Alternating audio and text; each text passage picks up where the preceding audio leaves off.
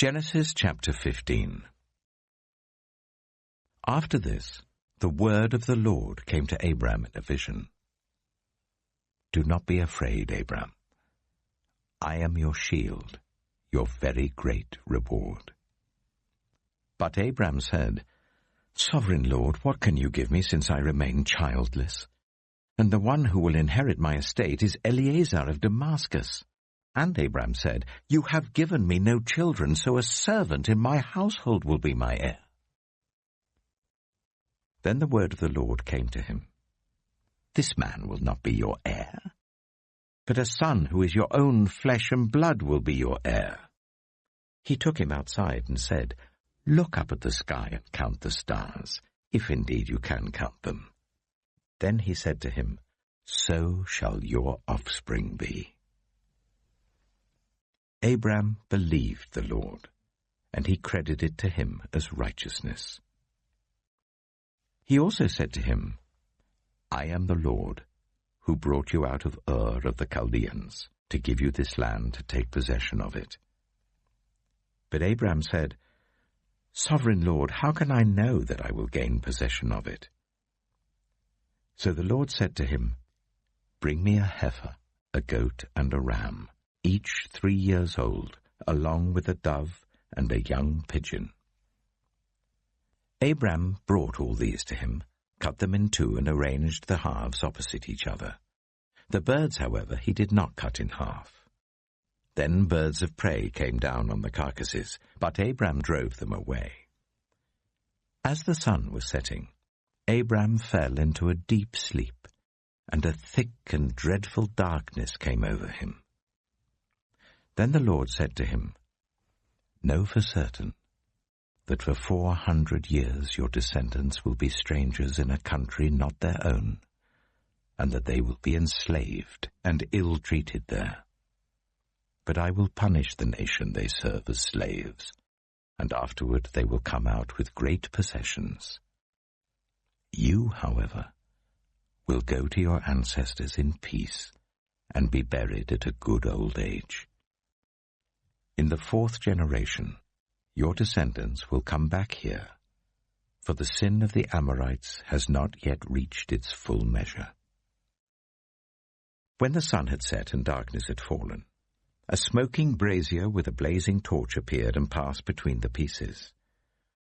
On that day the Lord made a covenant with Abram and said, To your descendants I give this land, from the Wadi of Egypt to the great river, the Euphrates, the land of the Kenites, Kenizzites, Cadmonites, Hittites, Perizzites, Rephaites, Amorites, Canaanites, Girgashites, and Jebusites.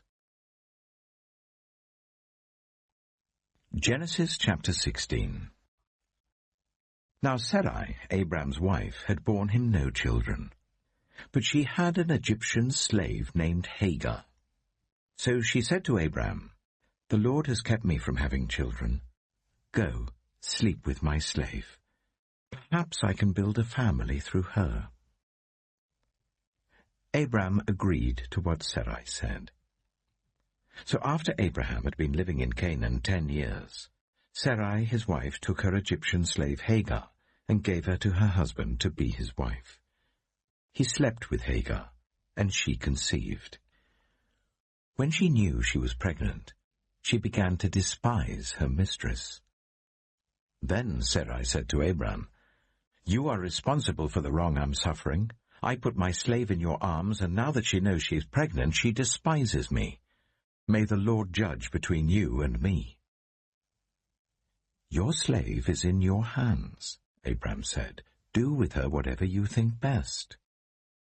Then Sarai ill-treated Hagar, so she fled from her. The angel of the Lord found Hagar near a spring in the desert. It was the spring that is beside the road to Shur. And he said, Hagar, slave of Sarai, where have you come from and where are you going? I'm running away from my mistress Sarai, she answered.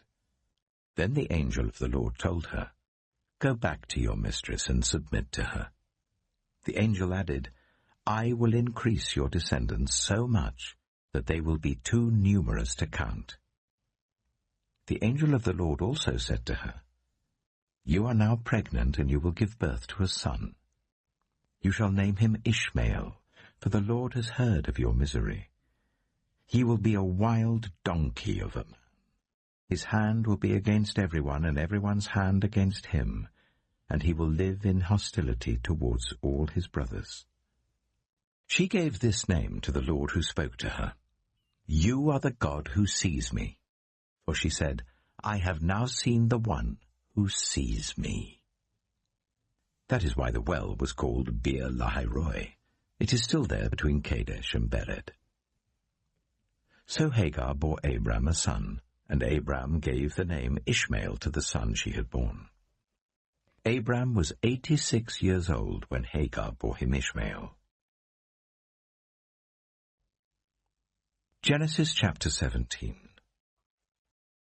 When Abram was 99 years old, the Lord appeared to him and said, "I am God Almighty. Walk before me faithfully and be blameless. Then I will make my covenant between me and you, and will greatly increase your numbers." Abram fell face down, and God said to him, "As for me, this is my covenant with you. You will be the father of many nations. No longer will you be called Abram. Your name will be Abraham. For I have made you a father of many nations. I will make you very fruitful. I will make nations of you, and kings will come from you. I will establish my covenant as an everlasting covenant between me and you and your descendants after you for the generations to come, to be your God and the God of your descendants after you. The whole land of Canaan, where you now reside as a foreigner, I will give as an everlasting possession to you and your descendants after you, and I will be their God." Then God said to Abraham, "As for you, you must keep my covenant, you and your descendants after you for the generations to come. This is my covenant with you and your descendants after you, the covenant you are to keep. Every male among you shall be circumcised. You are to undergo circumcision, and it will be the sign of the covenant between me and you. For the generations to come, every male among you who is 8 days old must be circumcised, including those born in your household or bought with money from a foreigner. Those who are not your offspring, whether born in your household or bought with your money, they must be circumcised. My covenant in your flesh is to be an everlasting covenant. Any uncircumcised male who has not been circumcised in the flesh will be cut off from his people. He has broken my covenant." God also said to Abraham, "As for Sarai, your wife, you are no longer to call her Sarai.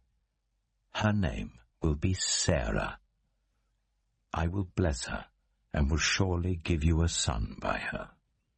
I will bless her, so she will be the mother of nations. Kings of peoples will come from her." Abraham fell face down. He laughed and said to himself, "Will a son be born to a man 100 years old? Will Sarah bear a child at the age of 90? And Abraham said to God, "If only Ishmael might live under your blessing." Then God said, "Yes, but your wife Sarah will bear you a son, and you will call him Isaac. I will establish my covenant with him as an everlasting covenant for his descendants after him. And as for Ishmael, I have heard you. I will surely bless him. I will make him fruitful and will greatly increase his numbers. He will be the father of 12 rulers, and I will make him into a great nation. But my covenant I will establish with Isaac, whom Sarah will bear to you by this time next year." When he had finished speaking with Abraham, God went up from him. On that very day, Abraham took his son Ishmael, and all those born in his household or bought with his money, every male in his household, and circumcised them as God told him. Abraham was 99 years old when he was circumcised, and his son Ishmael was 13.